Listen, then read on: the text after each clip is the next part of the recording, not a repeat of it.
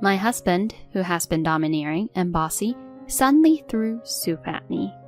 I was stunned as the hot liquid splashed on me. Huh? What are you doing? What's with the soup? Huh? It's just like usual. The taste of the soup is certainly no different from usual. The ingredients are also prepared exactly as my husband specified, so it should not taste bad at all. No, I can't eat this soup. I can't believe you're making bad food when I'm the one who's supporting us with my money. It's clear that my husband just wants to find fault. What's wrong with splashing bad soup? If you have a complaint, then leave. Well, with no job, you probably have nowhere to go anyway. I had reached my limit. It's impossible to stay married to a man like this anymore. Wiping the soup off my face with my hand, I took a deep breath and said, "Fine, I understand. I'll leave." Afterwards, my husband left the house and resorted to relentlessly making harassing phone calls to me. My name is Avery. I'm a working wife in the 3rd year of our marriage. Before getting married, I used to work at a publishing company. I was in charge of editing mystery novels and worked hard every day as an editor.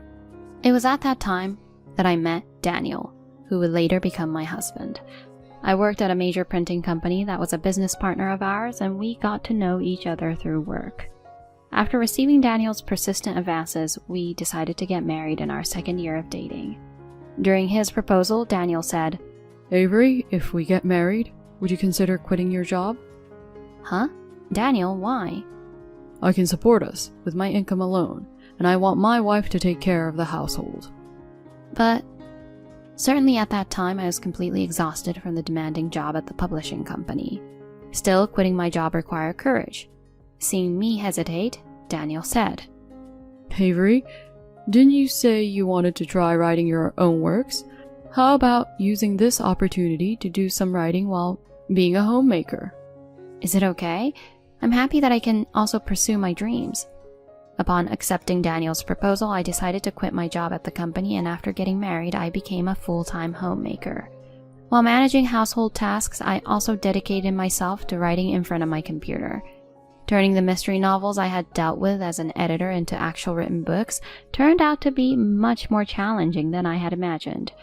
However, since it was something I had always wanted to challenge myself with, there was also a sense of enjoyment.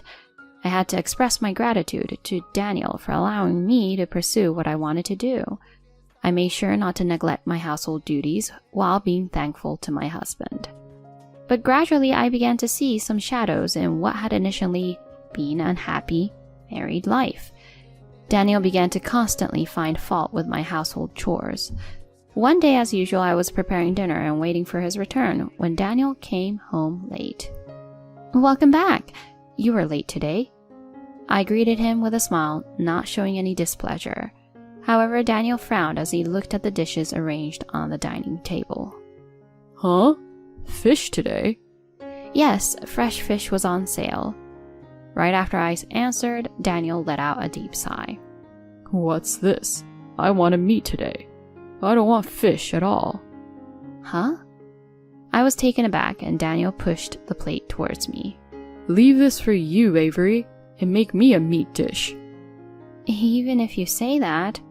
Come on, isn't it a wife's duty to quickly prepare what her husband wants to eat? With that said, I couldn't respond with anything. In the end, I had to make another dish using the frozen meat that day. Furthermore, Daniel didn't do any household chores. Even when he had a day off and was at home all day, he would play games on his phone, ignoring my busy work. I couldn't stand it any longer and decided to talk to him. Hey, Daniel, if you have some free time, could you help me hang the laundry? Huh? Why me? My husband looked at me with an incredulous expression. Well, today's your day off too, and it seems like you don't have any plans. When I responded like that, Daniel sighed and called me over.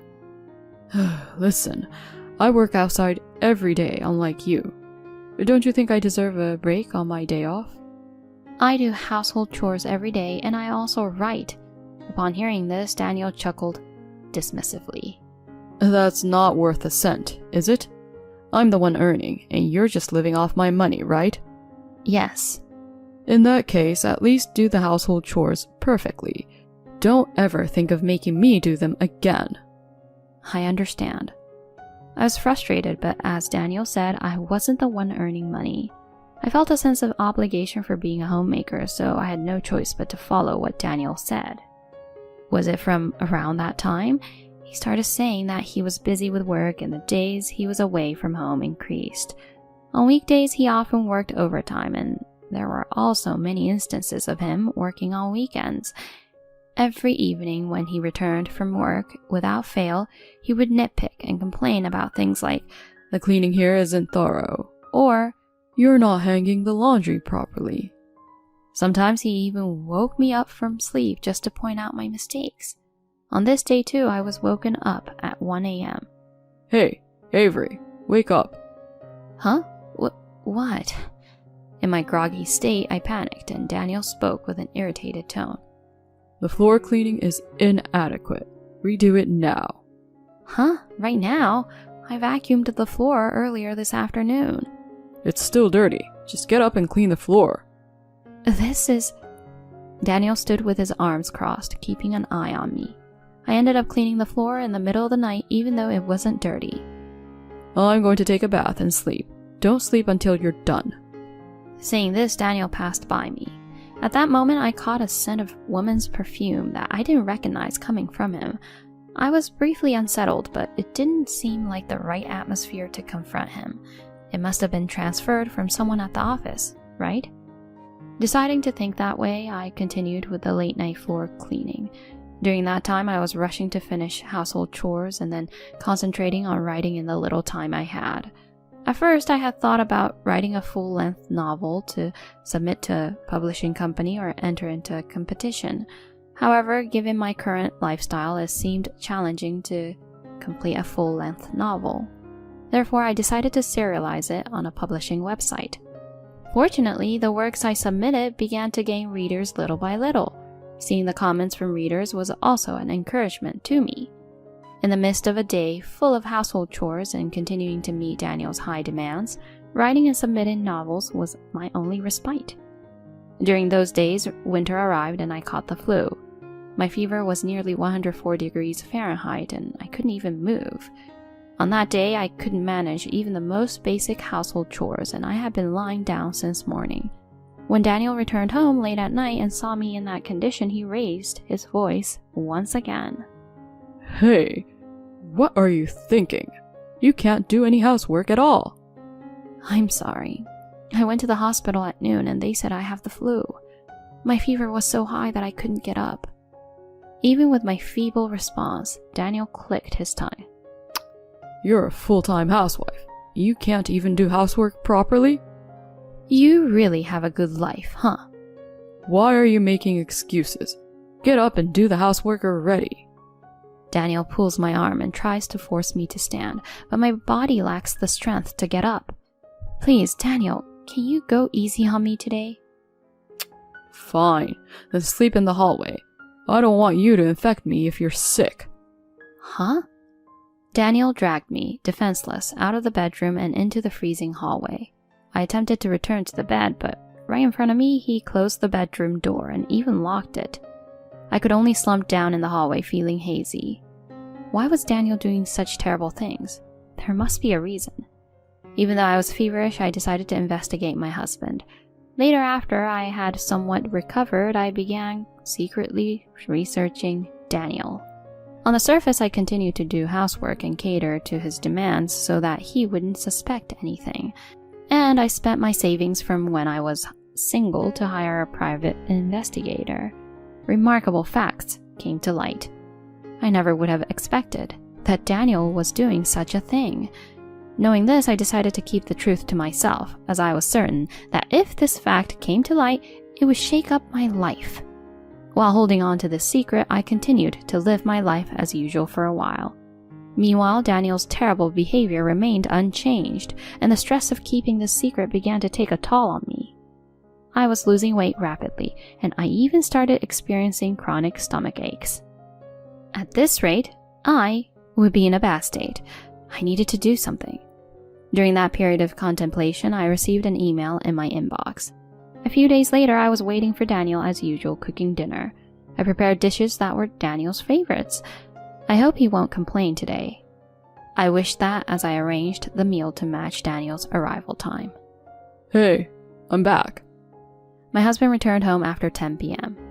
Welcome back. Dinner is ready. Huh? Lamb steak tonight? That's great. Daniel seemed strangely cheerful.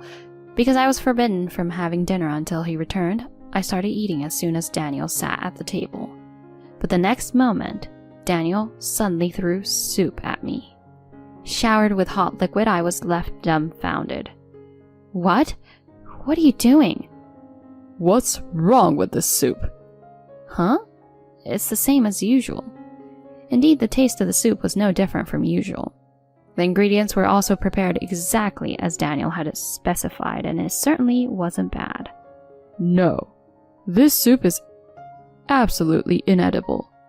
Despite the fact that I'm the one supporting you with my money, you go and make terrible food. Are you serious? Daniel was grinning as he looked at me, and it was evident that he just wanted to find fault. Yeah, I'm dead serious. What's wrong with throwing this awful soup at you? If you've got a problem, then get out. Oh, and with no job, you've got nowhere to go, do you? I had reached my limit. I couldn't bear to be with a man like this any longer. Wiping the soup off my face, I took a deep breath and said, "All right, I'll leave." At that moment, Daniel was briefly taken aback, but quickly returned to grinning. Huh, you're just pretending to be strong. Well, if you can't leave, then go ahead. I know you'll come crawling back soon enough. I left the table in silence, took a shower, and packed my things. Daniel was already snoring in the bedroom, so I left without saying a word. The next day, while relaxing at my parents' house, I received a call from Daniel. When I ignore it, it persistently calls every few minutes. It's what you'd call harassment calls, you know. But I continued to ignore them. Then 3 days later, I had had enough of the incessant calls, so I reluctantly decided to answer. Hello? Hey, you! Where the hell are you? You just silently disappeared. He yelled loudly, and I responded calmly. I'm at my parents' house, you know. Huh? Are you serious about leaving like that? Cut it out already. You were the one who told me to leave, weren't you? You're taking it seriously. Get back home now and do the housework. Daniel shouted angrily. In response, I sighed and replied, I won't be returning to that house. Huh? After work, I'll be waiting for you at the cafe near your office. Let's talk there. Goodbye. With that, I hung up. If he could at least apologize, that last hope was easily dashed. I won't show him any mercy anymore. Now, shall I proceed? I muttered to myself and sent an email to a certain place. Several hours later, as promised, I waited at the cafe, and an infuriated Daniel appeared. Hey, what do you mean you won't go back? As soon as he sat down, Daniel roughly said such words. I can't be your wife anymore. I answered quietly, and Daniel turned red and was about to speak. Just then, Daniel's phone rang. Are you going to answer it? It might be something urgent. I told him that, and he reluctantly answered the phone with an annoyed expression. Eventually, his face turned paler and paler as the call went on. When the call ended, he opened his eyes wide, turned pale, and covered his mouth. What's wrong? Did you get fired after all? Huh? Daniel suddenly turned to look at me, and I gazed at him directly. You got caught cheating with the president's daughter from one of your business partners, didn't you? That's why you got fired, right? Yes, the fact I had uncovered through a private investigator was indeed this. Daniel was having an affair with the daughter of a business partner's CEO, hiding his marriage. I had obtained photographic evidence of this through a detective. What? How do you know about that? Well, I'm the one who reported that fact to your company, you know. What? I smiled at the shocked Daniel. Meanwhile, he was at a loss for words. Do you even know what you've done? Yes, I'm well aware. By the way, I also reported the details to the president of your business partner. He was quite angry and wanted to hear all the details, so I also gave him the evidence of your affair. What? At that moment, Daniel's phone rang again. When I encouraged him to answer it, he trembled and picked up the phone. From the call, the voice of a young woman could be heard, shouting while crying. It seems that Daniel's affair partner is in a state of panic. Daniel almost couldn't say anything and hung up the phone with a pale face. Poor thing, even the woman who was your affair partner. She was just deceived, after all. You lied to her, saying you were single. You? When did you find out? Daniel asked in a fluster, and I answered calmly. It was just about a month ago. At first I thought I'd keep it to myself, because you see, if this were to become evident and you were to lose your job, it would mean I couldn't support myself either. That's right. You're living on my money. What do you think you're accomplishing by doing this? You'll end up in a dire situation too. With a bright face, Daniel lashed out at me. To him, I calmly responded, Well, if that's the case, don't worry. I have my own income. Huh? I explained to a stunned Daniel. I had been posting mystery novels in between household chores. Moreover, it gained a large number of fans, and as a result, it's being turned into a book. The email that arrived while I was troubled by my husband's affair was the news of its adaptation into a book. Additionally, this was one of the reasons why I chose to get a divorce this time, believing that I could become independent. What? What's that? Then you better support me next time. Because of what you did, I might lose my job, you know? At that moment, I splashed the water from the glass onto Daniel. What are you doing? It's cold, isn't it? Be glad it wasn't hot soup. We're getting a divorce. I'll charge you $20,000 for the affair, so pay up, you scumbag. Daniel, while in a panic, pleaded not to get divorced. I shrugged it off and left the cafe without further ado. Later, Daniel and I got divorced. Thanks to the lawyer, the cheating fee was paid immediately and I received my share of the property. Afterward, Daniel got fired from his job. He's also facing a lawsuit from his affair partner and has to pay alimony. Because of that, he's burdened with an enormous debt, and now he lives in a rundown apartment. He works like a workhorse day and night. It's all his own doing, so I don't sympathize with him at all. As for me, I moved to a new apartment with the alimony and live comfortably. My novel, which was turned into a book, is doing well, and I'm currently working on the next one. From now on, I want to make an effort every day to fulfill my dreams while taking care of myself.